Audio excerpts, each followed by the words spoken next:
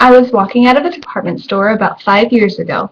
A man ran past me, followed closely by two store employees. They shouted for the man to stop, tackled him to the ground, and walked back into the store with him. Before that day, I hadn't really thought much about shoplifting, but since that day, I've learned that shoplifting accounts for a loss of $31.3 billion in the United States every year. It is not uncommon for individual stores to see a loss of $200,000 or more.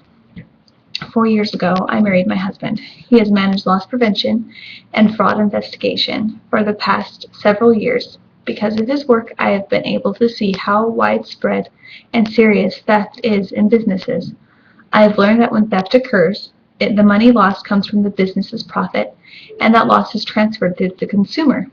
If the store loses $200,000, it needs to make that back by either increasing prices or decreasing expenses such as wages. Shoplifting raises prices, decreases jobs, and increases criminal activity. If we can stop this theft, we will better our economy and our communities. That is why I'm going to tell you a little about how we can prevent this type of theft in our communities and what its impact really is. One of the ways shoplifting adversely affects business is that it reduces profitability in business. Most businesses run on a margin, which is the difference between the cost to buy the merchandise and the price that they sell it. Operational expenses, wages, employee benefits, and taxes are all paid for out of the money made from the margin. Any extra income made from the margin goes to raising wages, increasing the amount of employees, improving the business, or expanding the company's selection of merchandise or types of service. Shoplifting is an extra expense to the company, and it hinders its ability to grow. The cost of the merchandise stolen is taken from the profit margin as if it were an expense, and the result is slower growth or inability to sustain the current level of expenses. Because shoplifting results in the slower growth and sustenance of a store, it harms the job market.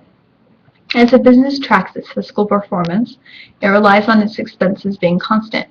If a business can predict its sales compared to expenses, it can increase necessary expenses to drive sales, like increasing employee hours and pay to have better in-stock and better service for the customer.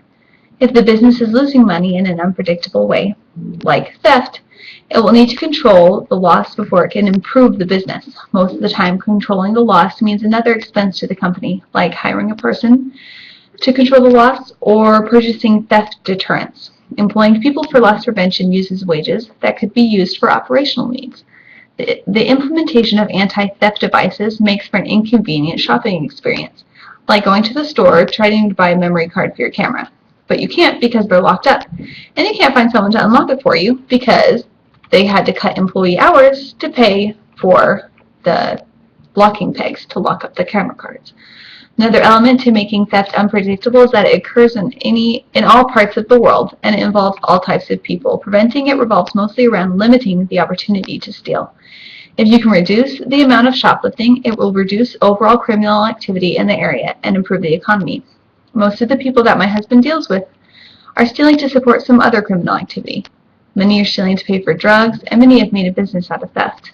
There is a specific type of inventory theft that is called organized retail crime, or ORC.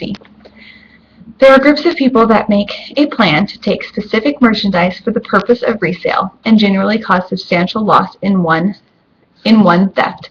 So a group of like 20 or more will come into a store and they'll grab a stack of Levi's, a huge stack, and they'll just leave with it. So that's a huge loss to the store.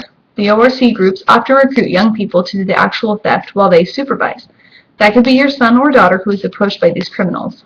This introduces our younger generations to theft at a much younger age. I think that it contributes a lot to delinquency.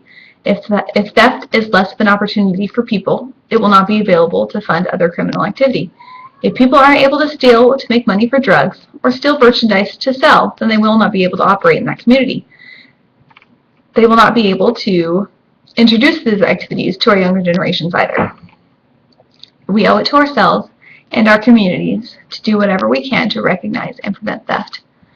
We can't always tell who is capable of theft. It occurs regardless of a person's race, gender, religious affiliation, or income. When we reduce theft, we will see an increase in jobs and a decrease in overall cost.